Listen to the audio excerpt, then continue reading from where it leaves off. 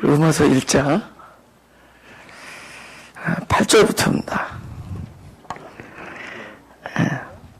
1장 8절. 첫째는 내가 예수 그리스도로 말미암아 너희 모든 사람을 인하여 내 하나님께 감사함은 너희 믿음이 온 세상에 전파됨이로다. 그러니까 우리 이제 그냥 얼핏 들으면은 너희 믿음이 세상 사람들이 알려져서 기쁘다 그런 것 같지만 그 뜻이 아니라 너희가 믿음이 생기니까 좋다 그 얘기입니다. 사람들이 너희들이 믿음 있다고 얘기하는 거 보니까 기쁘다는 거죠. 다른 걸 가지고 얘기하는 게 아니라 믿음을 얘기하니까 기쁘다는 거죠. 그죠? 그 믿음이라는 것이 여기 지금 이 로마서를 쓴 이 사도 바울이 지금 이 편지를 쓰면서 너희들이 훌륭해서 믿음이 좋아졌다 이런 논조가 아니잖아요. 그죠? 너희들이 이 믿음을 가지기까지 참 노력을 해서 참나 기쁘다 이게 아니잖아요. 이 믿음 자체가 하나님께서 은혜로 너에게 주셨기 때문에 하나님의 은혜에 감사하는 겁니다. 그죠? 하나님께 감사하는 거예요. 너희가 이렇게 믿음이 자란 걸 보니까 하나님께 감사하다. 그래서 이 감사라는 단어가 이렇게 두 가지 합성어인데, 그죠? 유라는 단어하고 그다음에 카리스라는 단어가 합성어입니다. 여기는 뭐 유카리스테오 이렇게 써 있는데 그 유라는 단어와 카리스라는 단어가 이게 무슨 얘기냐? 그 뒤에 카리스라는 단어가 은혜라는 거예요. 은혜. 그러니까 이 유라는 단어는 우리가 아주 너무 좋다는 거예요. 그러니까 감사라는 게 뭐냐면 역시 이것도 하나님의 은혜 외에는 좋은 게 없구나. 그러니까 하나님의 은혜를 발견했을 때 감사하는 거야. 이렇게 어떤 일이 생겼어. 내가 이렇게 기쁜 것은, 좋은 것은 역시 이것도 하나님의 은혜였구나. 그러니까 우리가 매사에 하나님의 은혜를 발견할 때 무엇이 나오느냐? 감사가 나온다. 그죠? 유라는 단어와 카리스라는 단어의 합성어인데, 그러니까 감사를 발견하면 역시 감사가 아주 좋다는 뜻이에요. 좋은 감사 이런 뜻입니다. 그러니까 하여튼 매사에 하나님의 은혜구나라고 우리가 그걸 알 때 우리 영혼이 감사가 흘러나온다. 할렐루야. 예.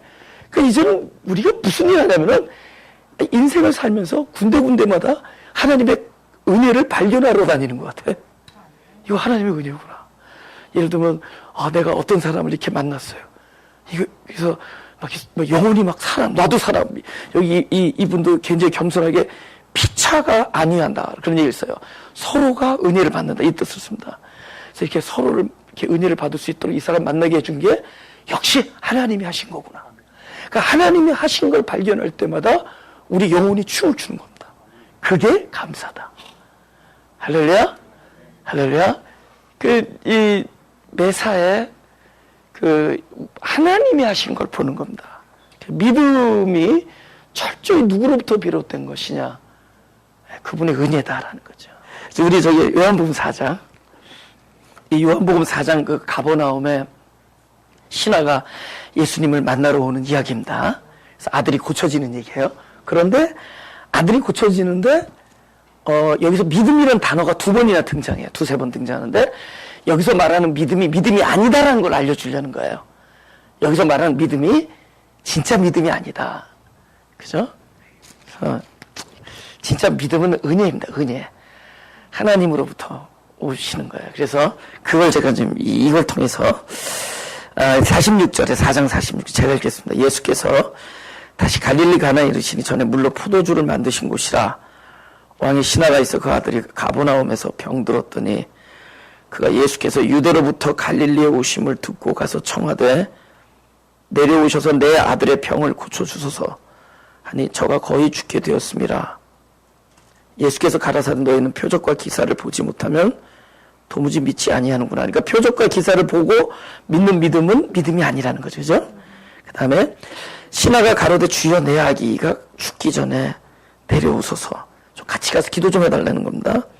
예수께서 가라사대 가라 내 아들이 살았다. 요 가라 내 아들이 살았다. 요거는 뭐야? 말씀하신 거죠. 그죠? 가라 네 아들이 살았다. 그 하신데 그 사람이 예수의 하신 말씀을 믿고 가더니 이것도 믿음이 아닙니다. 왜냐하면은 가라 네 아들이 낫다. 근데 이 사람이 믿고 갈 수밖에 없었던 것은 초이스가 없어서 그런 거예요. 아니, 예수님이 가셔야겠는데 안 가시겠다는데 그럼 이 사람 마음에는 어떤 게 있겠죠? 희망적, 소망적 믿음이죠. 이거는 믿고 싶은 거죠. 근데 믿지 않으면 안 되니까. 그러니까 내가 믿지 않으면 안 돼서 믿을 수밖에 없어서 믿고자 하는 그 믿음은 또 참된 믿음이 아니라는 겁니다. 그죠?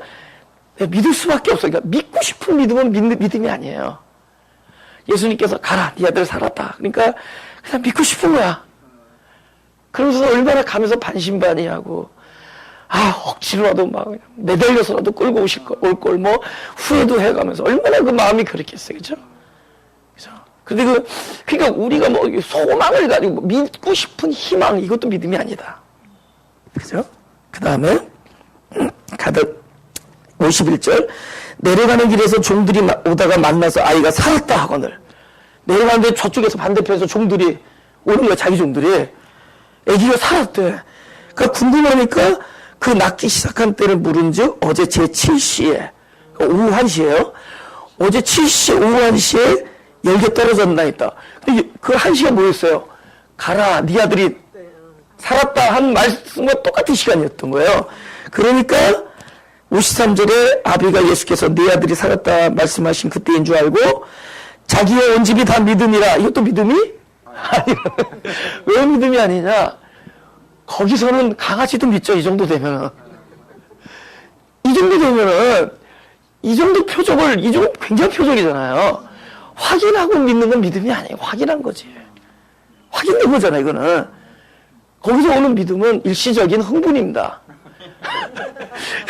일시적인 감동이고 일시적인 감사지 참된 믿음이 아니라는 거죠. 근데 언제 믿음이었냐? 오케이, 믿음의 주체는 말씀을 받은 당사자가 아니라 믿음의 주체는 말씀을 주신 바로 주님에게 달려 있습니다. 그 언제부터 믿음이냐?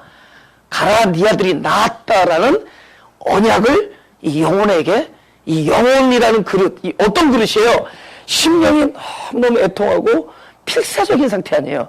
내가 무엇이라도 뭔가 받고 돌아가겠다는 아주 그 겸손하고 갈급한 영혼이라는 그릇 안에 예수님 입으로, 하나님의 입에서 나오신 말씀, 예수님이 입을 열어 그 언약의 말씀을 그 영혼 안에 집어넣어 줄 때부터 믿음입니다. 할렐루야. 그때부터 믿음이에요. 왜냐하면은 하나님께서 언약하신 것은 그분께서 이루어 주실 거기 때문에. 믿음은 사람 쪽에 있는 게 아니라 하나님께서 뜻을 세우시고 우리에게 언약으로 주시고 그 언약을 스스로 이루시는 것이 믿음입니다. 할렐루야. 한번 따라해볼까요? 믿음은 하나님이 당신의 뜻을 내 안에서 이루시는 것이다. 할렐루야. 믿음은 하나님이 이루시는 겁니다. 그러니까 이 사람이 확신을 하든 안 하든 상관없어요, 사실은. 그죠? 물론 확신하면 좋죠. 근데 원래 확신이 강한 DNA가 있고 확신이 잘 안 되는 DNA가 있습니다. 그건 상관없어요. 믿음은 그 영혼이라는 빈 그릇에 하나님의 언약이 들어가 있느냐 없느냐 거기서 달라지는 거예요. 할렐루야. 보세요. 믿음은 들음에서 나며 듣고 확신하는 것이다. 이렇게 안 써있죠. 믿음은 들음에서 하며 그 들음은 그리스도의 말씀입니다. 그리스도의 말씀이 들려지면 그때부터 믿음이에요. 그리고 누가 주권이에요? 우리가 주권자가 아니라 믿음은 철저히 말씀을 주신 그분이 주권자가 되는 거예요. 은혜다라는 거예요. 그러니까 믿음 자체가 은혜예요. 그래서 매사에 은혜를 발견한 것이 감사다. 이 로마서를 보면은 전부 은혜의 관점에서 말씀하십니다. 얼마나 감사한지 몰라요. 여기 8절에 첫째는 이렇게 써있죠. 예? 근데 8절에 근데 첫째는 그러면 둘째 셋째가 나와야 되는데 왜 첫째라고 해요? 근데 뒤에 둘째 셋째가 없어요. 그러니까 번역을 첫째라고 하는 것보다는 아주 뭐랄까 그분의 아주 궁극적인 어떤 뭐랄까 아주 강력하게 얘기할 때 그 표현하는 방법 있잖아요. 그 표현을 제일 많이 쓴 표현이 어디냐? 바울이 서실 쓸 때마다 종말로라는 표현을 잘합니다. 우리가 그럼 종말로 그러면은 어떤 그 세대주의적으로 어떤 종말의 시대 뭐 이렇게 생각해요. 그게 아니라 그게 이제 구약에서 아하리트라는 단어인데 그거를 이제 헬라어에서는 그 이제 종말로 이렇게 구약의 히브리의 아하리트라는 단어는 마침내 이 뜻이에요. 그러니까 하나님의 궁극적인 뜻을 얘기합니다. 그러니까 그분은 궁극적으로는 이런 마음을 가지고 있어요. 그러니까 종말로 형제들에게 이르노니 그건 뭐예요? 궁극적으로 내가 너희들에게 하고자 하는 일은 이것이다. 이런 의미에서 저기 첫째면이라는 말이 나왔어요. 그러니까 이 단어가 굉장히 무엇을 강조하기 위해서 쓴 건데 그럼 무엇을 강조했느냐? 그죠? 너희들이 지금 믿음이 충만한데 그 믿음이 다 하나님의 은혜로 너희들에게 충만한 믿음이 주어졌다라는 것을 내가 감사하게 생각한다. 이거 얘기하는 겁니다. 그러니까 이 믿음이 하나님의 은혜다라는 것을 강조하는 거예요. 믿음이 하나님의 은혜다. 그걸 강조하기 위해서요. 그죠? 예. 그 다음에 9절. 내가 그의 아들의 복음 안에서 내 심령으로 섬기는 하나님이 나의 증인이 되시거니와 항상 내 기도에 쉬지 않고 너희를 말하며 어떠하든지 이제 하나님의 뜻 안에서 너희에게로 나아갈 좋은 길을 얻기를 구하노라. 여기서 이제 뭐 이 편지 내용이니까 그죠? 편지 내용이니까 좀 대충 인사말 같은 게 문체예요. 그죠? 근데 인사말 같은 문체 안에 중간중간 탁탁 복음적인 요소. 왜냐면 복음을 얘기하려는 거거든요. 도대체 일장에서는 복음이 뭐냐라고 이제 얘기할 겁니다. 복음이 도대체 뭐냐? 그걸 얘기하고. 그래서 지난번에 이 복음은 아들과 약속에 관한 문제다. 얘기했죠? 이건 아들의 얘기지 우리들이 어떻게 살아가야 되는 문제가 아니고 하나님 그분을 아는 것이다. 그 다음에 이 모든 것은 약속이다. 이 얘기하는 거죠. 계속 복음이 무엇이라는 걸 계속 얘기하는 거예요. 에? 근데 그 문체에 이 복음을 이제 전하기 위해서 편지를 쓰는데 그 안에 성령님께서 그분 안에 이 키워드를 자꾸 집어넣어 주시는 거예요. 그러니까 똑같이 내가 하나님을 섬긴다 이렇게 얘기하지 않고 여기 뭐 심령 안에서 섬긴다 이런 단어를 쓰는 거예요. 왜 그런 단어가 나왔겠느냐는 거죠. 그죠? 요한복음 4장을 보겠습니다. 요한복음 4장 23절 24절 다 같이 읽어보죠. 시작. 아버지께 참으로 예배하는 자들은 신령과 진정으로 예배할 때가 오나니 곧 이때라. 아버지께서는 이렇게 자기에게 예배하는 자들을 찾으시니라. 하나님은 영이시니 예배하는 자가 신령과 진정으로 예배할지니라. 오케이? 지금 요 단어랑 같은 얘기입니다. 하나님은 영이시니 라는 그러니까 너희가 신령으로 예배하라 할 때 그 단어. 그죠? 그죠? 그러니까 하나님은 영이시니 신령과 진정으로 얘기할 때 아까 내가 신령으로 하나님을 섬긴다 하는 단어와 하나님은 영이시니 신령과 할 때 그 신령이라는 단어가 이제 같이 써 있는 것 똑같은 얘기예요. 그게 뭐냐? 영이니까 영 안에서 만나라는 겁니다. 그죠? 영이니까 영 안에서 만나라는 거예요. 하나님은 영이시니, 그러니까 우리가 하나님을 섬긴다 그러면 우리가 사실 뭘 하나님을 섬기겠어요? 어떻게 우리가 뭐 그럴 만한 뭐 재간이 있냐고요. 이게 하나님과 교통을 얘기하는 거잖아요. 그죠? 내가 늘 하나님과 교통하는데 영 안에서 교통하는 것이다. 이런 얘기를 하는 겁니다.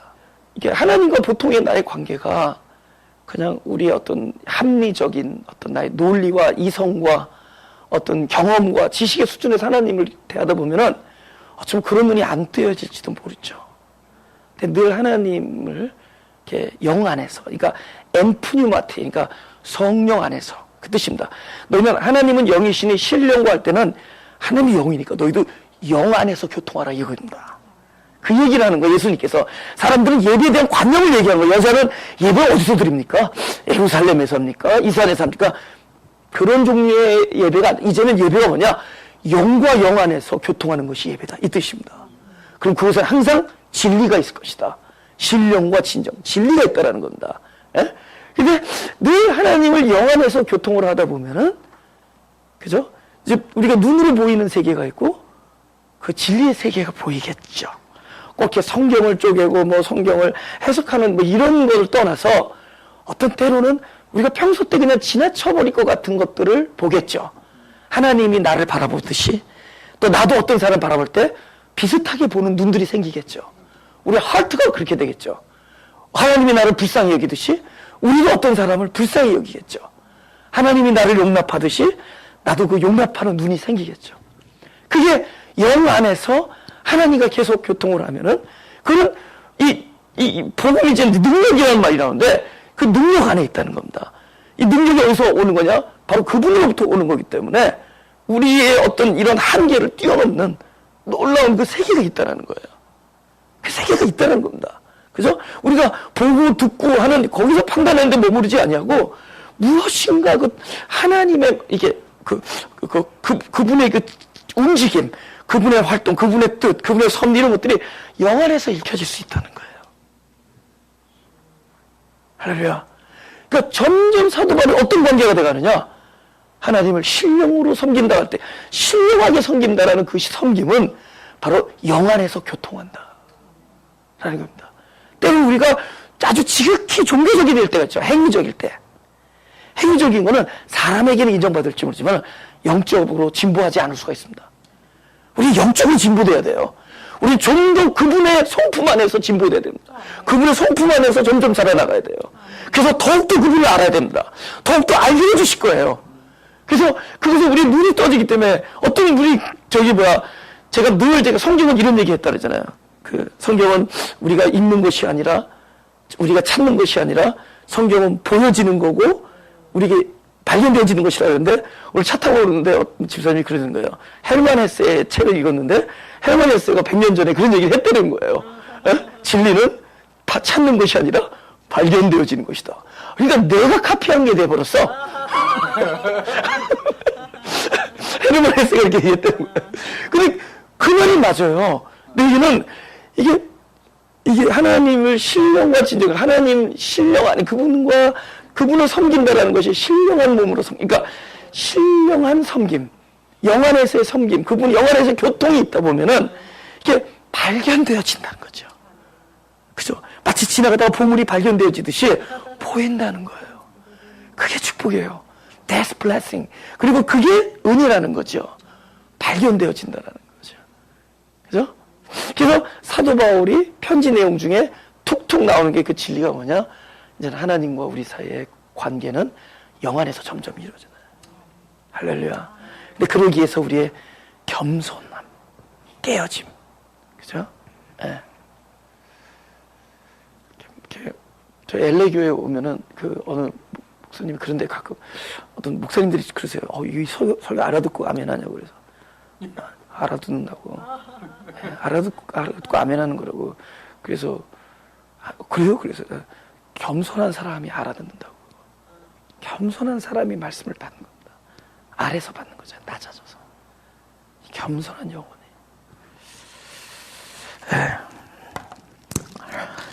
그리고 이 사람이 원하는 것은 어떠하든지 하나님의 뜻 안에서 너에게로 나갈 조언을 기를 원하라. 지금 자꾸 이 사람에게 나가겠다는 거지. 이건 지금 자기 얘기하는 것 같지만 하나님께서 이분에게 그런 거룩한 소망을 준 겁니다. 그죠? 점점 이제 그래서 어디로 가요? 서방 쪽으로 계속 가잖아요. 그죠? 서쪽으로 가잖아요. 그죠? 예. 내가 너희 보기를 심히 원하는 것은 무슨 신령한 은사를 너희에게 나눠주어 너희를 견고하게 하려 함이니, 이는 곧 내가 너희 가운데서 너희와 나의 믿음을 인하여 피차 아니함을 얻으려 하노라. 그래서 무슨 신령한 은사, 이거 선물인다. 어떤 너에게 좋은 선물을 주겠다 그랬던 거예요. 근데 그것이 지극히 영적인 선물이다. 그런 뜻입니다. 내가 너희에게 자꾸 이렇게 나가고 싶은데 이 소망은 너에게 가서 내가 영적인 선물을 주려고 하는 것이다. 근데 이 선물을 받게 되면은 어떤 일이 있느냐? 너희 마음이 견고해진다. 이렇게 얘기해요. 그래서 견고해진다. 이게 어디서 있었는데 그래서 그 찾아왔더니 그 헬라어까지 똑같은 데를 한 군데 찾았습니다. 그게 누가복음 22장이에요. 누가복음 22장. 예. 오케이. 31절. 시몬아 시몬아 보라 사단이 밀가부로도 타려고 너희를 청구하였으나 그러나 내가 너를 위하여 내 믿음이 떨어지지 않기를 기도하였노니 너는 돌이킨 후에 내 형제를 굳게 하라. 지금 어디 같아요? 견고하다는 게 어느 나라 같아요? 굳게 하라겠죠? 똑같은 단어예요.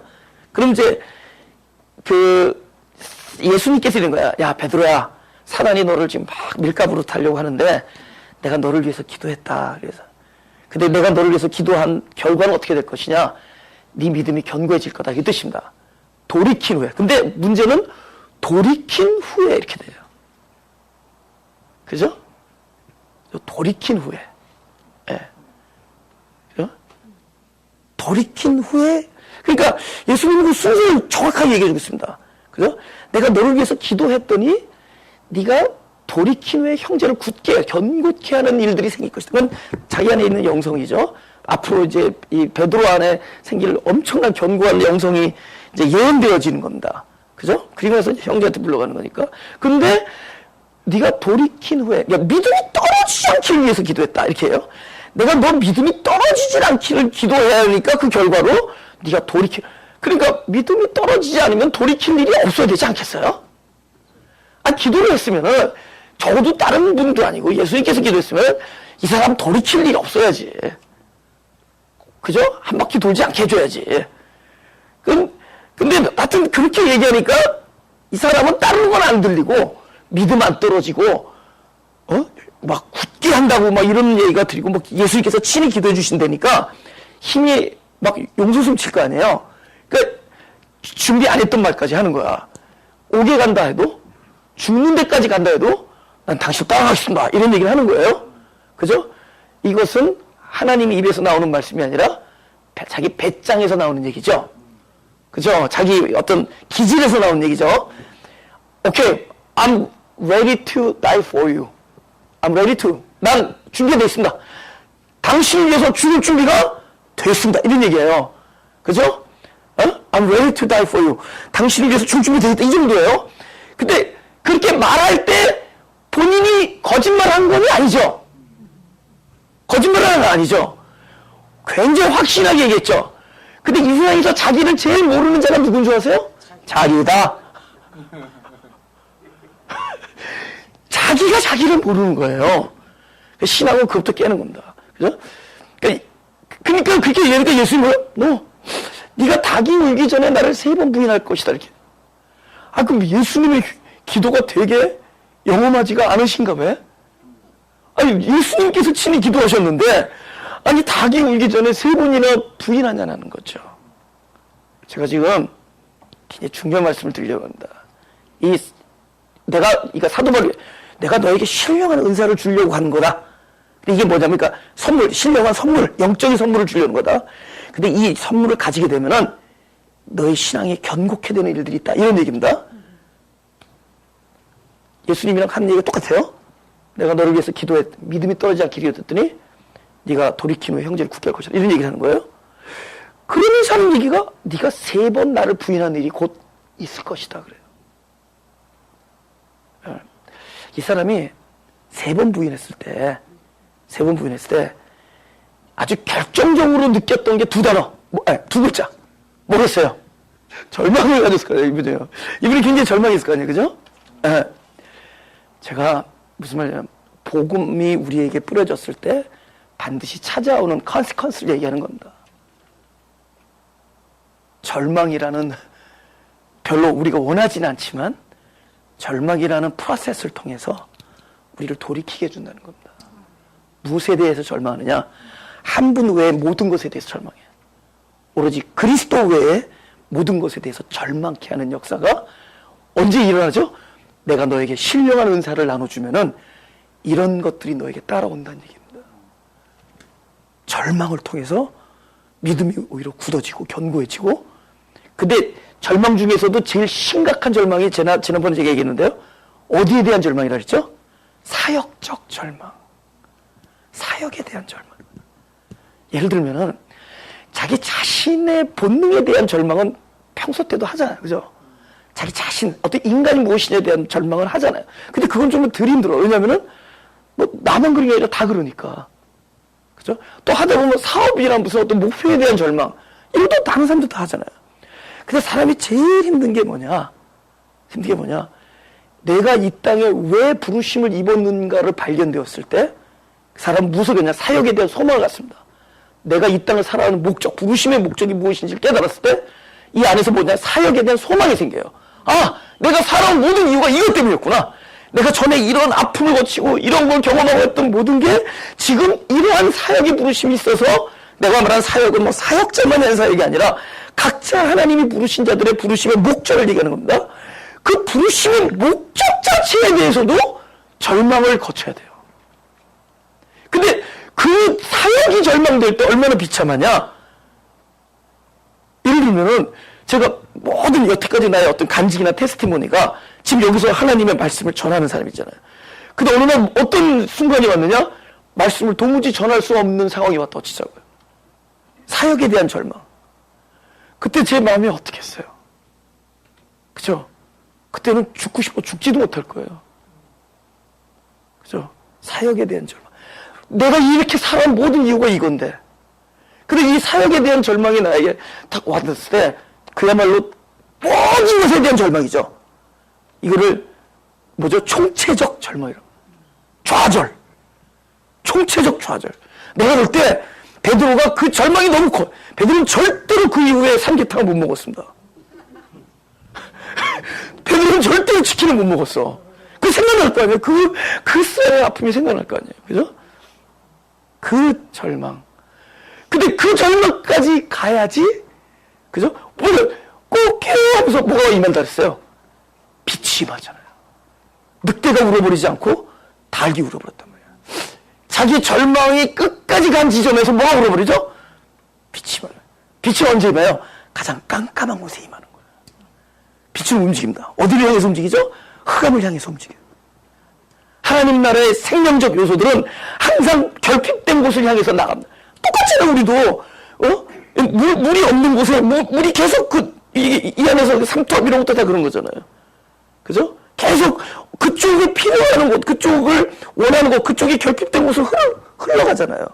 그러니까 이 빛은 어디로 향하냐? 가장 깜깜한 곳으로 움직여줍니다. 그래서 이 베드로 인생에서 가장 암흑을, 가장 흑암을 경험한 순간이에요. 그 흑암의 순간에 꽃기와 울어버린 거예요. 그 꽃기호는 그를 정죄하는 소리가 아니라 그 흑암의 빛을, 혼돈의 지혜를, 공허의 충만을 가져다주는 하나님의 구원의 소리가 임한 겁니다. 할렐루야. 그러니까 복음이 우리에게 들어오면은 우리를 무엇을 알겠냐? 나 자신에 대해서 절망하게 만들어주는 겁니다. 내가 너에게 신령한 은사를 주면은 반드시 이런 일들이 일어날 것이다. 할렐루야. 그게 일어난다라고 이야기하는 게 예언입니다. 이거 예언 아니에요. 이 얘기를 해주는 게 예언이에요. 하나님 나라의 일은 이런 일들이 일었다. 그래서 그 과정을 거쳐서 믿음이 떨어지지, 그것이 믿음이 떨어지지 아니하는 거고, 그것이 돌이키는 거고, 그것이 견고해지는 것이다. 예.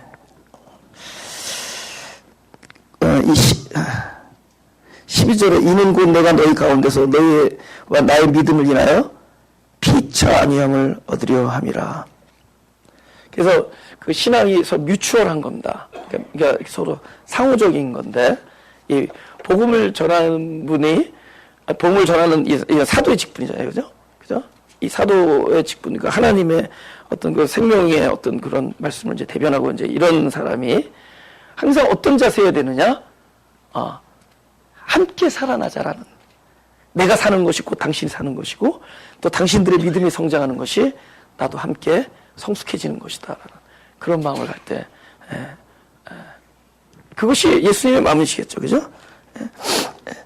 13절 형제들아 내가 여러 번 너희에게 가고자 하는 것을 너희가 모르기를 원치 아니하노니 이는 너희 중에서도 다른 이방인 중에서 같이 열매를 맺게 하려 함이로되 이 열매를 맺게 한다라는 이 뜻도 사실은 함께라는 그게 숨어 있습니다. 그러니까 열매를 맺게, 내가 말씀을 전해서 열매를 맺는다, 그게 열매를 함께 획득하다 이 뜻입니다. 그죠? 그래서 열매를 함께 획득하다. 예. 맺게 함이로되 지금까지 길이 막혔도다. 그럼 지금까지 길이 막힌 이유가 뭘까요? 예. 하나님의 때가 아니기 때문이죠. 그죠? 사람들이 그러잖아요. 그죠? 다 때가 있는 건데. 그죠? 예배를 뭐라 그래요? 예배를 공간이나 장소에서 이제 때로 바꾸잖아요. 그죠? 이 산에서도 말고 저 산에서도 아니고 곧 예배할 때가 이르리니 그때가 곧 이때라 그러잖아요. 그죠? 예. 그분이 역사할 때가 때입니다. 헬라인이나 야만이나 지혜 있는 자나 어리석은 자에게 다 내가 빚진 자라. 그죠? 뭐에 대해서 빚졌어요? 복음에 대한 빚이죠. 그죠? 그러면 우리는 빚을 내가 갚으려고 노력하잖아요. 그죠? 빚은요, 내가 보니까 빚진 자가 갚지 않습니다. 빚 받을 사람이 가서 받아내는 거예요. 그래서 이 단어가 은혜의 단어예요. 내가 복음에 빚졌다면은 이런 반드시 우리가 빚을 갚을 능력이 있어서가 아니라 그분이 이걸 수금할 능력이 있기 때문에 우리 반드시 사용한다는 겁니다. 아멘? 복음적으로 풀어준 거지. 반드시 받아낼 거예요. 예. 그러니까, 제가 빌립보서 요즘 읽으면서 느끼는 건데, 사도 바울이 그 막막한 상황에서도, 감옥에 있는 상황에서도 자기가 풀려날 걸 알아버려요. 근데 왜 그렇게 얘기하냐면, 내가 풀려나게 될 이유는, 난 사실 지금 빨리 죽는 게 나는 그리스도와 함께 있어서 더 좋은데, 더 좋은 것? 근데 나에게 더 유익한 게 있다, 이런 얘기를 해요. 뭐가 유익하냐? 야, 내가 나가면은 많은 나와 함께하는 사람들이 복음의 진보가 믿음의 진보가 일어날 거다. 믿음이 더욱 성장해질 거다.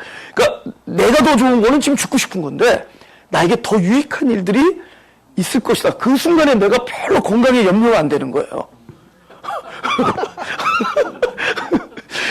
그래서 오래 살겠구나. 아니, 사도바울이 너무 확실하게 그 얘기하는 거예요. 내가 요번에 감옥에서 살아나간다는 확신을 얘기한다. 1장에. 빌립보서 1장에. 그때는 언제 어떻게 될지 몰라요. 아니, 3년 가만히 있다가 목 잘려 나갔잖아요. 잔치머리다 갑자기 와서 목 잘라가잖아요. 그런 시대 속에 사는 사람이 감옥에 있었는데, 그것도 이단을 설파하는 죄로 언제든지 죽을 수 있는데, 그분이 뭐를 확신하냐면은, 자기가 요번에 감옥에서 무사히 나갈 거라는 걸 확신하게 됩니다. 근데 그것이 자기에게 더 유익할 거를 유익한 일이라는 걸, 그러니까 더 유익한 일 때문에 하나님께서 나를 이렇게 쓰실 거다라는 거를 알게 됐어요. 그래서 오늘은 이 성경 읽다가 내가 복음의 빚진 자다. 그래서 하나님 나도 복음의 빚진 자라는 생각이 탁 해버리는 거예요. 여러분들이 다 복음의 빚졌다 그러면 앞으로 누가 역사할 거예요? 채권자가 역사하시겠죠. 할렐루야? 사람에게 빚진 게 아니잖아요. 그분이 그렇게 표현할 때는 뭐예요? 그분이 역사하시겠죠. 기어코 당신이 계획하신 일을 우리가 비록 이게 쓸모가 없는 이게 별 볼 일 없는 재료라 할지라도 원래 그런다 그러잖아요. 못하는 사람이 툴 따지지 아무나 쳐도 다 소리 잘 나오잖아요. 그죠? 그러니까 그분이 재료 탓하겠냐고. 그분의 뜻이죠. 하나님의 뜻. 그래서 빚진 자라고 얘기합니다. 예. 하나님의 뜻은 우리를 부르시고 당신이 하실 일을 반드시 성취할 겁니다. 아멘. 할렐루야. 예, 성취할 거예요. 제일 감사한 거는 제 입장에서는 그 많은 이름 중에서 어떻게 마음이 가난한 사람들의 교회 이런 이름을 줬을까 생각될 때. 근데 근데 내가 약간 토시를 틀렸어. 근데 마음만 가난한 사람들 했으면 훨씬 더 이렇게 고생 안 했었을 것 같아. 근데 마음도 가난한 사람들이 이렇게 돼버려가지고. 근데 나는 그걸 줬을 때, 가는 곳마다, 진짜 막, 이제 막 성도들 애통함이 보인대도요. 근데 그래서 나중에 이렇게 들어보면 또 진짜 그럴 만한 일들이 다 있어요. 너무 참 다 그런 아픔들이 있어요. 하나님께서 일을 하실 거라는 확신이 드는 거죠. 그러니까 이들이 가는 곳마다 왜 당당할 수 있었어요? 나는 이 복음에 빚진 것을 반드시 끝 마무리를 할 때까지는 이 땅에서 살아있을 것이다. 확신 가지고 갔을 거아니에요. 그래서 담대할 거 아니에요. 그때 얼마나 무서웠어요. 갑자기 광주리에서 실어 내려가고 하는데, 나는 분명히 하나님께서 복음의 안에서 빚을 진 자가 있기 때문에 이 빛이 다 적이 될 때까지는 나는 하나님께서 내 안에서 그 일을 기억고 역사하실 것이다. 할렐루야. 그럼 담대해지지 않겠어요? 예? 그렇지 않았어요? 우리 광희, 너 복음에 빚진 자야. 그치? 일단 아멘 하는 거야. 아멘. 됐어. 이럴 때 아니, 그러니까, 왜냐면 전 친구가 가다가 중간에 시립에 빠질 때도 있잖아요. 그때 항상 그만 기억하라는 거죠. 그만 기억하라는 거죠. 하나님께서 나를 향해서 부르신 목적은 반드시 이룰 것이니까. 그분은 믿부시잖아요. 그분은 믿기에 합당하시라는 뜻이에요. 전적으로 신뢰하기에 합당하신 분이라는 뜻이에요. 믿부시다는 게. 나를 부르시는 일은 믿기에 합당하신 분이오니 그가 그 일을 이루실 것이다. 나는 너무나 절절하게 여기 복음이 능력이라는 얘기를 절절하게 느껴요. 이 복음 자체가 능력이구나. 듀나미스라는 단어에 거기서 다이너마이트라는 단어가 나온 거거든요. 광산 팍팍 아까 듀나미스 그러시대. 이 복음의 능력이라는 것이 그냥 그거 자체가 그분이기 때문에, 그리스도이기 때문에. 그리스도. 그죠? 네. 16절. 내가 복음을 부끄러워하지 아니하노니 이 복음은 모든 믿는 자에게 구원을 주시는 하나님의 능력이 됨이라.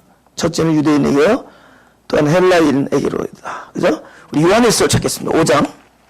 이김이라는 것에 대해서 요한일서 5장. 오케이. 4절 다 같이 시작. 대저 하나님께로서 난 자마다 세상을 이기느니라. 세상을 이기면 이것이니 우리의 믿음이니라. 오케이. 여기서 우리의 믿음인데 믿음 자체는 원래 내 거가 아니죠. 그분에 의해서 주어지는 거죠. 근데 믿음이 뭐예요? 누가 주권자예요? 믿음의 주체는 하나님이시란 말이에요. 우리가 왜 이겼다라고 얘기했으면 이미 십자가에서 이기신 것, 그의 속성, 승리가 이미 있기 때문이에요. 왜 말씀이 내 안에 들어오면 내 능력이 되냐면은 이미 십자가에서 이기신 것이 나한테 온 거예요. 이긴 것. 그래서 항상 하늘에서 이루어진 것이 땅에서 이루어지는 거예요. 그러니까 이미 결정된 거예요.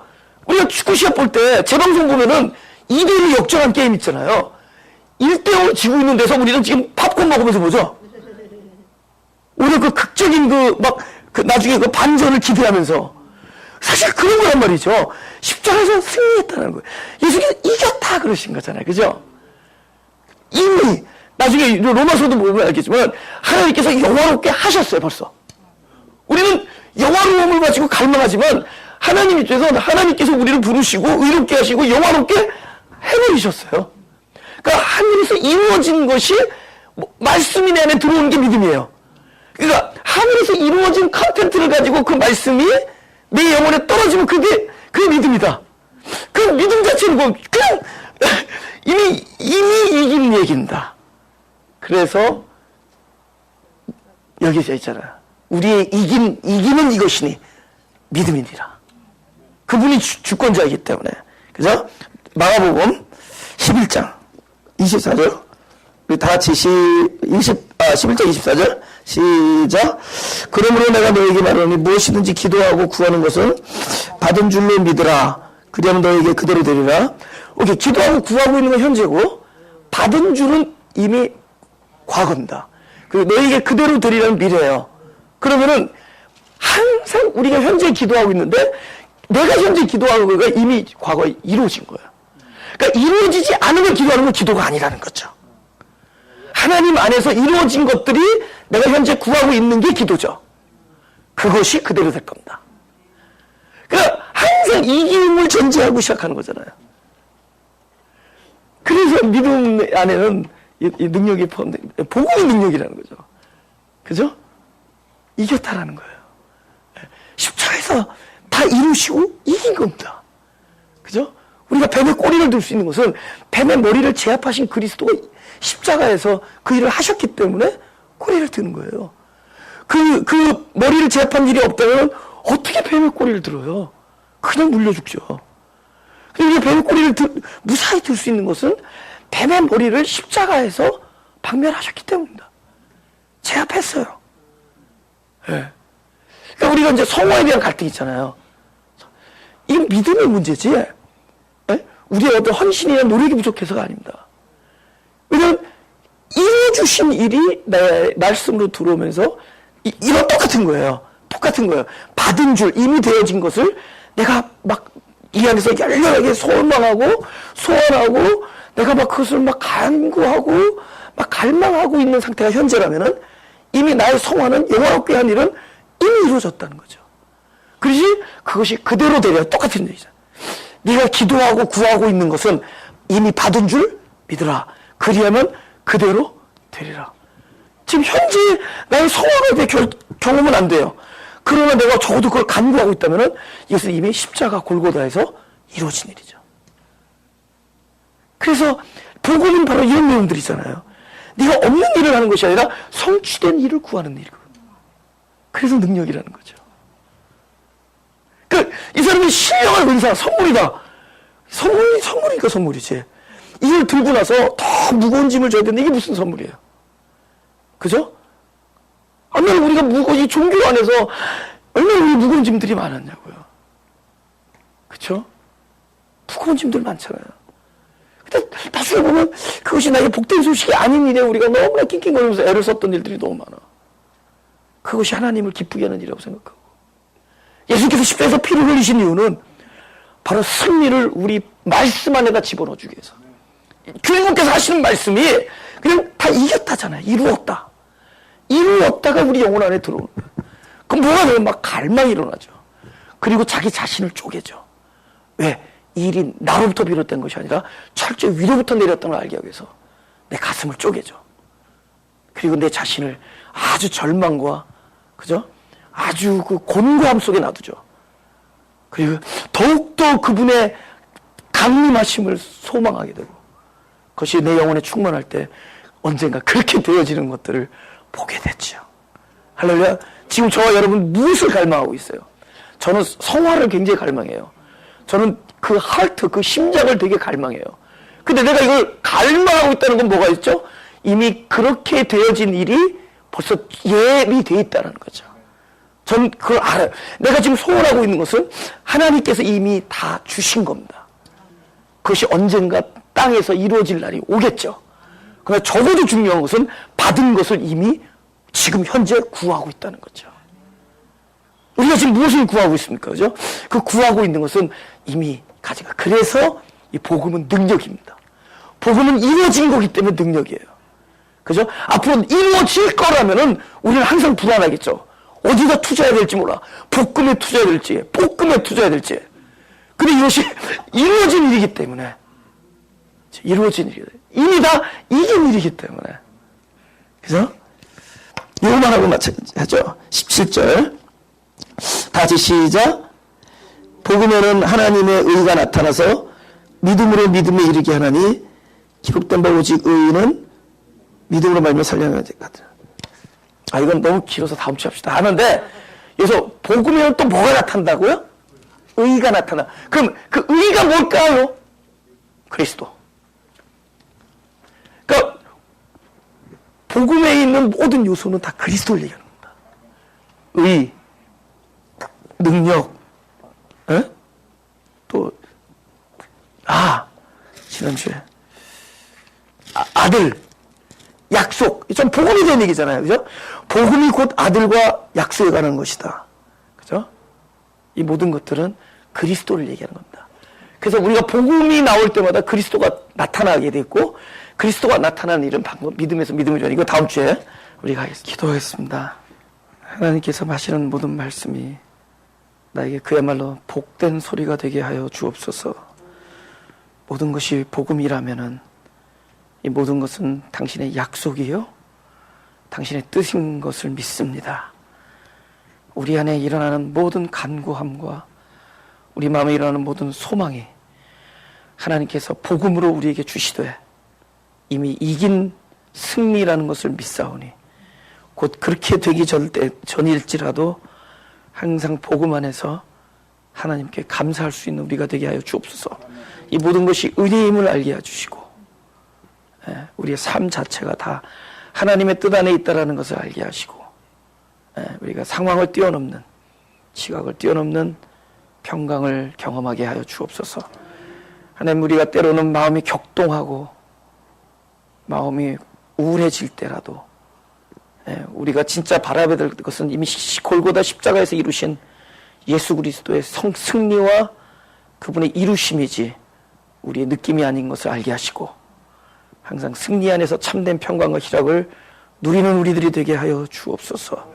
하나님께서 우리 마가교회를 이것저것에 세우시고 예배가 있는 곳마다 당신께서 이 부족한 종을 통해서 선포되어지는 이 모든 말씀이 전혀 우리들의 지식이나 우리들의 이야기들이 되지 아니하고 모두가 능력과 그리스도의 의가 나타나는 복된 소리가 되게 하여 주옵소서.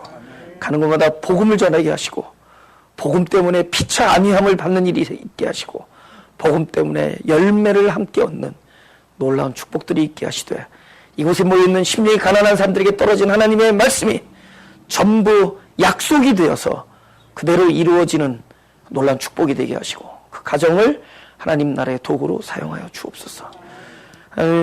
목요일마다 계시록을 우리 남상국 목사님이 전할 때마다 하나님의 참된 뜻과 하나님의 참된 마음이 심령들에게 깨달아지게 되는 놀라운 축복이 있게 하시고 로마서가 선포되어질 때마다 복음이 외쳐지는 놀라운 일이 있게 하여 주옵소서. 감사드리며 예수 그리스도 이름으로 기도드렸사옵나이다.